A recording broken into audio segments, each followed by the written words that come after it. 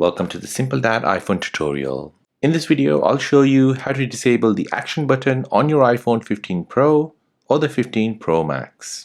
So here on the left hand side, you've got the action button, which basically gives you access to all of these features.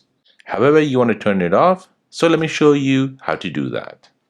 So to turn off your action button on your iPhone 15 Pro or the 15 Pro Max, you want to first go into settings. Next, you want to scroll down and then tap on action button. This will now take you to all the features which your action button can do. Swipe to the left until you see this, no action, and then go back. And now the action button has been set to no action. So when you press the action button, no action will be taken. And there you go. That is how to disable the action button on your iPhone 15 Pro or the iPhone 15 Pro Max.